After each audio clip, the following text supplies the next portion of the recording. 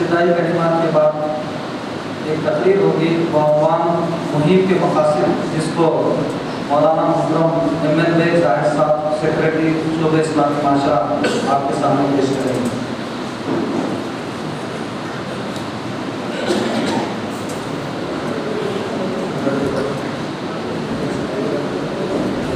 الحمدللہ رب العالمین، الصلاۃ والسلام علی رسول الکریم وعلی آلہ واصحابہ اجمعین، اما بعد۔ وقال اللہ تعالی فی القرآن المجید والفرقان الحمید، اعوذ باللہ من الشیطان الرجیم، بسم اللہ الرحمن الرحیم، الف لام میم، ذالک الکتاب لا ریب فیہ ھدی للمتقین۔ وقال اللہ تعالی تبارک الذی نزل القرآن علی عبدہ لیکون للعالمین نذیرا۔ صدق اللہ العظیم۔ ساری تعریف اللہ رب العالمین کے لیے ہے، لاکھوں درود و سلام ہو پیارے نبی حضرت محمد مصطفیٰ صلی اللہ علیہ وسلم اور صحابہ اکرام رضوان اللہ تعالیٰ علیہم اجمعین پر۔ محترم المقام جناب حامد محمد خان صاحب، امیر حلقہ جماعت اسلامی ہند حلقہ تلنگانہ، اور محترم ڈاکٹر مفتی تنظیم عالم قاسمی صاحب، محترم ناظم ضلع امیر مقامی، بزرگوں اور نوجوان دوستوں اور قابل احترام میری ماں اور بہنوں اور بیٹیوں، السلام علیکم ورحمۃ اللہ وبرکاتہ۔ محترم حضرات، ابھی آپ نے یہ بات سماعت کی کہ جماعت اسلامی ہند پورے ملکی سطح پر 14 اکتوبر سے لے کر 23 اکتوبر تک 10 دن کا اس رجوع الی القرآن کے عنوان پر مہم چلائی جائے، اور یہ بات پوری امت کے سامنے کھول کر بیان کی جائے کہ جو اللہ کی کتاب ہے یہ ھدی للناس ہے، یہ سارے انسانوں کے لیے اللہ تعالیٰ نے ہدایت کا سامان فراہم کیا ہے۔ اللہ تعالیٰ نے آدم علیہ السلام سے لے کر پیارے نبی صلی اللہ علیہ وسلم تک بے شمار انبیاء کو بھیجا، اور کچھ نبیوں کے اوپر اللہ تعالیٰ نے کتابیں نازل فرمائی، صحیفے نازل فرمائے، تاکہ وہ انسانیت کی تربیت اور اصلاح کا کام کریں۔ اب اللہ تعالیٰ نے قیامت تک کے لیے نبی اکرم صلی اللہ علیہ وسلم کو ساری انسانیت کے لیے اسوہ بنا کر، آخری نبی بنا کر بھیج دیا، اور وہ کتاب جو ھدی للناس ہے، وہ کتاب جو شفا ہے، وہ کتاب جو نور ہے، وہ کتاب جو انسانوں کو اونچا اٹھانے کے لیے آئی ہے، وہ کتاب جو انسانوں کو دوزخ کی آگ سے بچا کر جنت میں اعلیٰ مدارج کا راستہ بتانے کے لیے آئی ہے، اس کتاب کو اللہ کے رسول حضرت محمد مصطفیٰ صلی اللہ علیہ وسلم کے ذریعے قیامت تک اللہ تعالیٰ نے اس سے رہنمائی کا ذریعہ بنا دیا۔ محترم حضرات، یہ بات ہم اچھی طرح جانتے ہیں کہ یہ اللہ کی کتاب، اور اس میں کوئی شک نہیں ہے، اس کے اندر کوئی ریب نہیں ہے، اس میں کوئی گنجائش نہیں ہے کہ اس کے اوپر کچھ کلام کر سکیں۔ اس پر ہمارا ایمان کامل پوری دنیا کے مسلمانوں کہ قرآن مجید یہ اللہ کی کتاب ہے، اور یہ ہمارے لیے ہدایت لے کر آئی ہے،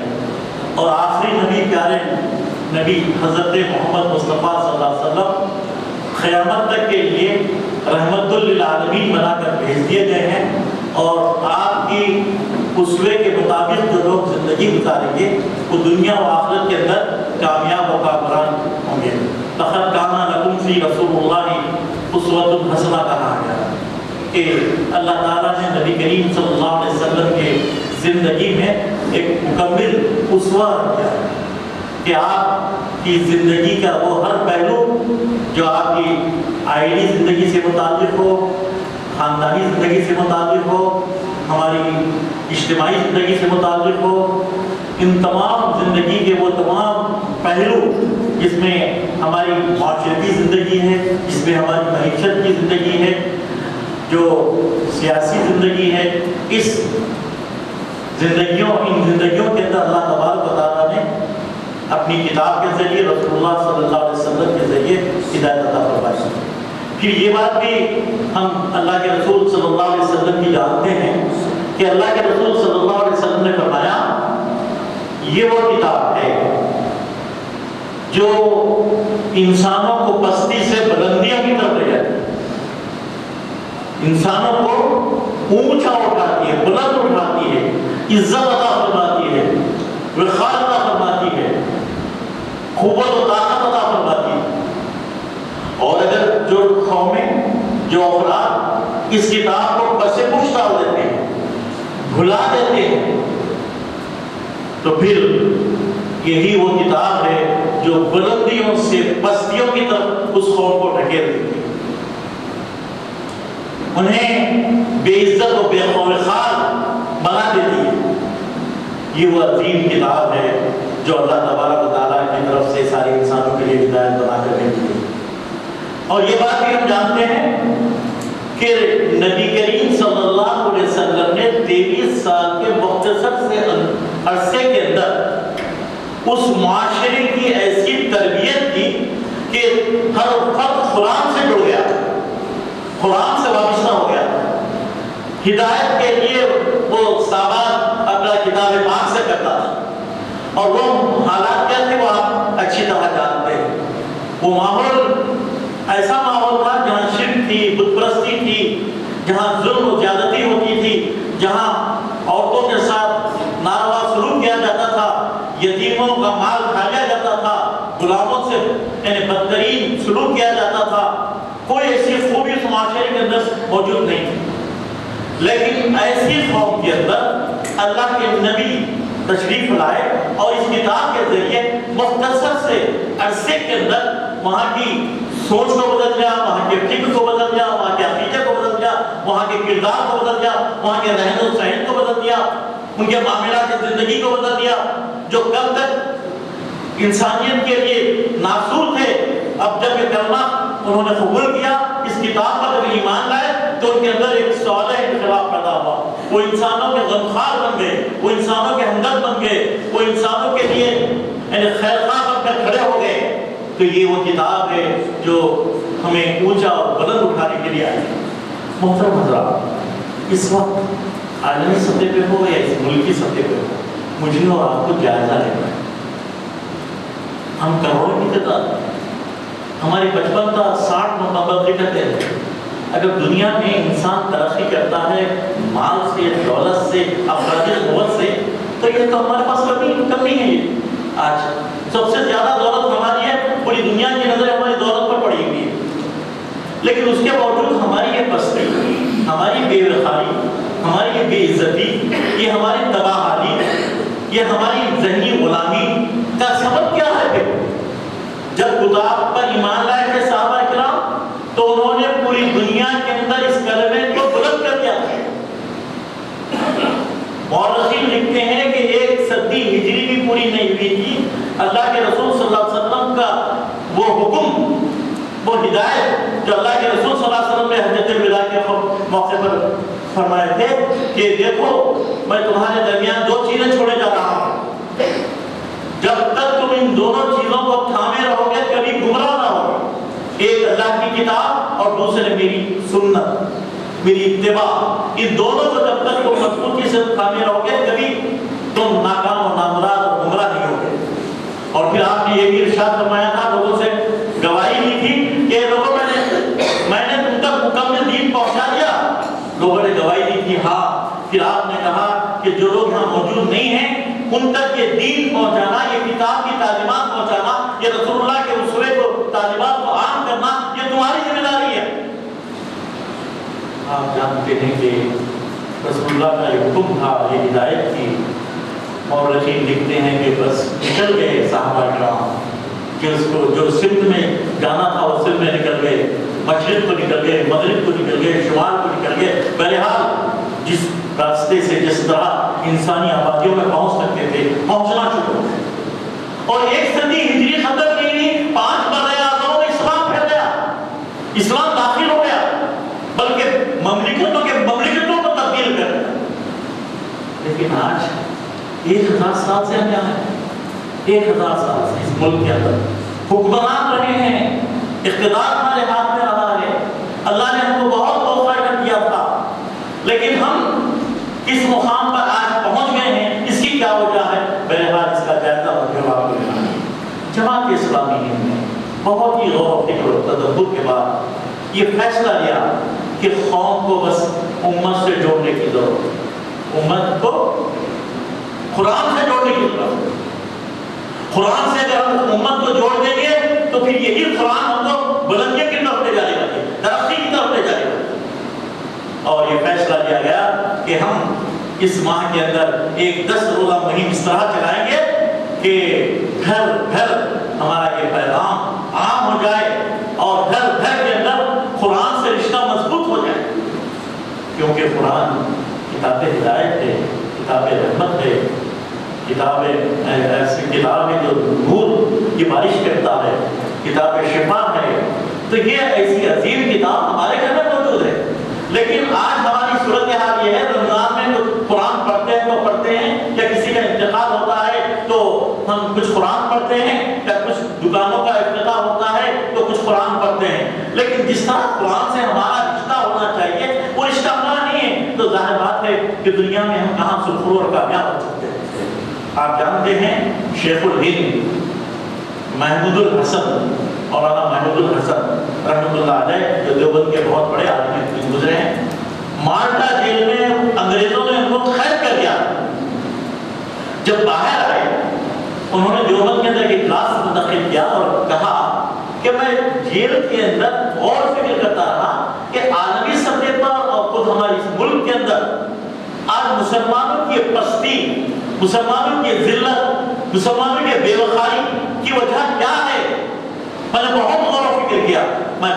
اس نتیجے پر پہنچا کہ 2 چیزیں ہیں جو ہمارے اندر سے نکل گئی ہے، جس کے نتیجے کے اندر آج ہم پستی کو پہنچے۔ ایک، اللہ کی کتاب سے ہمارا رشتہ کمزور ہو گیا،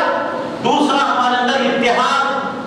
بین المسلمین جو ہونا چاہیے تھا وہ اتحاد ہمارے اندر سے ختم ہو گیا، جس کے نتیجے کے اندر ہم پستی کو پہنچ گئے۔ اور وہ کہتے ہیں کہ میں اس ارادے سے باہر آیا ہوں کہ میں ہندوستان کے اندر خریا خریا، دیہات دیہات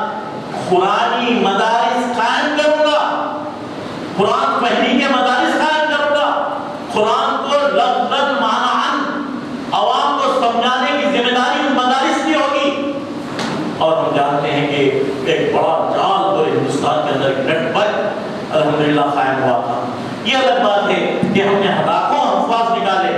ہم نے بہت بڑے بڑے علماء کو بھی پیدا کیا، لیکن وہ کام جو محمود الحسن رحمۃ اللہ علیہ چاہتے تھے کہ گھر گھر قرآن فہمی عام ہو جائے، اس کے بارے میں ظاہر بات ہے کہ ہم اس کا وہ خواب کا پورا کرنے میں کامیاب نہیں ہو سکے ہیں۔ محترم، یہ بزرگوں کی جو کوششیں ہیں، بہرحال ان کوششوں کے نتیجے میں مجھے اور آپ کو اس کام کے لیے تیار ہو جانا ہے کہ ہم اس قرآن کے ذریعے ہی ہم عزت پا سکتے ہیں، وقار پا سکتے ہیں۔ آپ کو یہ بات بھی بتا دوں کہ اللہ کے رسول صلی اللہ علیہ وسلم کی ایک حدیث ہے جس کا مفہوم یہ ہے کہ آپ حجرے سے باہر آئے مدینہ مسجد کے اندر، دیکھا کہ صحابہ اکرام بیٹھے ہوئے ہیں، قرآنی مذاکرہ چل رہا ہے، آپ آ کے بیٹھ جاتے ہیں اور آپ سوال کرتے ہیں ان لوگوں سے، کیا قرآن کا پہلا سوال آپ کا یہ ہوتا ہے کہ کیا تم اس بات کی گواہی نہیں دیتے اللہ ہمارا رب ہے اور اس کا کوئی شریک نہیں، میں اللہ کا رسول ہوں اور قرآن اللہ کی کتاب ہے؟ صحابہ کہتے ہیں کیوں نہیں اللہ کے رسول، جیسے ہی یہ کہتے ہیں کہ آپ صلی اللہ علیہ وسلم کی پیارے زبان سے الفاظ نکلتے ہیں خوشخبری دینے آیا ہوں تمہیں، خوش ہو جاؤ تم، اگر تم اس کتاب کے اوپر ایمان رکھتے ہو تو اس کتاب کا ایک سرا اللہ کے ہاتھ میں ہے اور اس کا ایک سرا تمہارے ہاتھ میں ہے۔ بعض ترجمان لوگوں نے یہ کیا، یہ ایک رسی ہے، واعتصموا بحبل اللہ کی دنیا کی جو بات کہی گئی، تم سب مل کر اللہ کی رسی کو مضبوط تھام لو۔ بعض مفسرین لکھتے ہیں کہ یہ کیا ہے رسی، یہ اللہ کی کتاب ہے، ایک سرا اگر اللہ کے ہاتھ میں ہے تو دوسرا سرا تمہارے ہاتھ میں ہے۔ جب تم اس کو تھام لو گے تو دنیا کی کوئی طاقت قوت کوئی ایسی موجود ہی نہیں ہے جس کی رسی اللہ کے ہاتھ میں ہو، وہ بے عزت ہو، وہ بے وقار ہو، وہ بے معنی ہو جائے، ہرگز نہیں۔ یہ کتاب تم کو بلندیوں تک پہنچانے کے لیے کتاب آئی ہے اور یہ چیز تمہارے گھر میں موجود ہے۔ جماعت اسلامی بس یہی چاہتی ہے کہ اس کا جو سرا ہے اس سرا کو پکڑے، کیسا؟ اپنے عمل کے ذریعے، اپنے اخلاق کے ذریعے، اپنے معاملات کے ذریعے، اپنے رہن سہن کے ذریعے، اپنے خاندانی تعلقات کے ذریعے، اپنے بیوی بچوں سے قرآن کی تعلیمات کے مطابق ان کے ساتھ اپنی کردار کو بنانے کی کوشش کریں، تو پھر دنیا میں اللہ تبارک تعالیٰ کامیاب ہوگا۔ حالانکہ قرآن کو تو ایمان ہے، اللہ کے رسول پر ایمان ہے، اور ایسا ایمان ہے اگر کوئی آدمی ذریعے بھی گستاخی کر دیتا ہے تو ہم میں کا ہر نوجوان ہر شخص چاہتا ہے میں اپنی جان دے دوں گا، لیکن اللہ کی کتاب کے بارے میں، رسول اللہ صلی اللہ علیہ وسلم کی عظمت کے بارے میں کوئی ذریعے بھی گستاخی کرتا ہے تو میں اپنی جان دے سکتا ہوں، میں اس کو برداشت نہیں کرتا۔ یقیناً یہ قابل مبارکباد ہے، یہ اچھی چیز ہے ہمارے سینوں میں جو موجود ہے، لیکن بہرحال ہمارا کام یہ ہے کہ ہم اس پر عمل ہو جائیں تو انشاءاللہ کامیابی ہمارا مقدر ہوگی۔ محترم حضرات، اس کام کے لیے ہم کوشش اس بات کی کر رہے ہیں کہ ہم علماء سے ملاقاتیں کر رہے ہیں، ہم اکابرین سے ملاقاتیں کر رہے ہیں، دینی جماعتوں کے ذمہ داروں سے ملاقاتیں کر رہے ہیں، ہم اپنی بستیوں کے اندر تمام دانشوروں سے ملاقاتیں کر رہے ہیں، نوجوانوں سے ملاقاتیں کر رہے ہیں، خواتین سے ہماری خواتین ملاقاتیں کر رہی ہے اور ان سے گزارش کر رہی ہے، ان سے التجا کر رہی ہے کہ دیکھو قرآن پہ تمہارا ایمان ہے، تمہارا قرآن تمہارے گھر میں موجود ہے، تم اس سے اپنے رشتے کو مضبوط کیجیے، اور مضبوط کرنے کی ابتدا یہ ہے کہ تم ہر روز نماز فجر کے بعد اپنے کام کا آغاز بغیر تلاوت اور ترجمے کے نہ کریں، کوئی کام نہ کریں جب تک کہ میں نماز کے بعد میں تلاوت نہ کر لوں اور ایک رکوع ترجمے سے نہ پڑھوں، میں پڑھوں، میری بیوی پڑھے، میرے بیٹے پڑھے، میری بیٹیاں پڑھے، میرے بہویں پڑھے، گھر میں قرآنی ماحول بنائیں۔ جب تک قرآنی ماحول نہیں بنے گا قرآن ہمارا ساتھی نہیں بنے گا،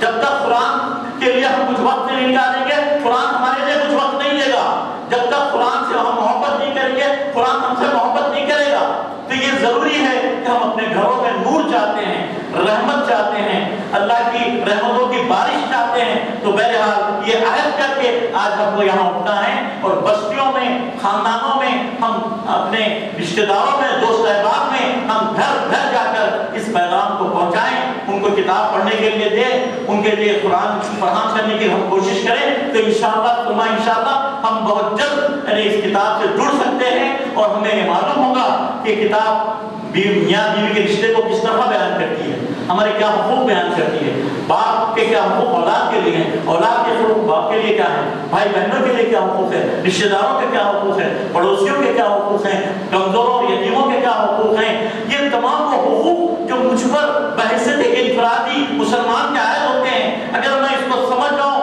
عمل پر گامزن ہو جاؤں تو میں کامیاب ہو سکتا ہوں۔ تو یہ میسیج، یہ پیغام دے کر مجھے اور آپ کو گھر گھر جانا ہے۔ دوسری ہم درخواست اپنے مقاصد کے اندر یہ رکھتے ہیں کہ ہر مسلمان صحت کے ساتھ قرآن پڑھے۔ آج قرآن سے محبت رکھتا، نوجوان ہے، بچپن میں جو کچھ پڑھ لیا تھا قرآن کھولتا ہے، قرآن پڑھ کے پڑھنے کی کوشش کرتا ہے، پڑھنے میں کامیاب نہیں ہوتا تو بعد قرآن اٹھا کے رکھ دیتا ہے۔ تو اس مہم میں ہم تمام ائمہ مساجد سے، تمام حفاظ سے، تمام علماء سے اس بات کی درخواست کر رہے ہیں، اللہ نے تمہیں بہت علم دیا ہے، بہت اعلیٰ علم دیا ہے، اس کا حق یہ ہے کہ تم کم از کم اپنی بستیوں میں، اپنی مسجدوں میں باضابطہ خود صحت سے قرآن پڑھانے کا انتظام کریں۔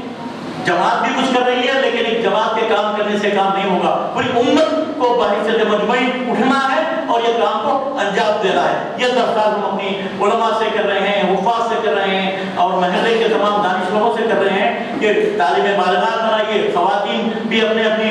محلوں کے اندر قرآن سیکھنے کا نظم کرے کہ صحت سے قرآن پڑھیں، اور جب صحت سے قرآن پڑھنا شروع کر دیں گے تو قرآن کا لطف بھی کچھ اور آئے گا، جب لطف آئے گا وہ قرآن سے وابستہ ہوگا، ایسا وابستہ ہوگا کہ اس کو قرآن چھوڑنا مشکل ہو جائے گا۔ یہ کیفیت بہرحال ہم کو کرنا ہے۔ تیسری بات کہہ کر میں آپ سے رخصت ہوتا ہوں، اس آیات کو پڑھنے، تعلیمات پر عمل کرنے اور اس کو دوسروں تک پہنچانے کی کوشش کریں۔ یہ ہے اصل ہمارا آخری گول کہ قرآن کو پڑھیں گے پھر اس پر اپنا جائزہ لیں کہ میں قرآن کے مطابق کتنا عمل کر رہا ہوں انفرادی زندگی میں، اپنی خاندانی زندگی میں، اور پھر اس قرآن کو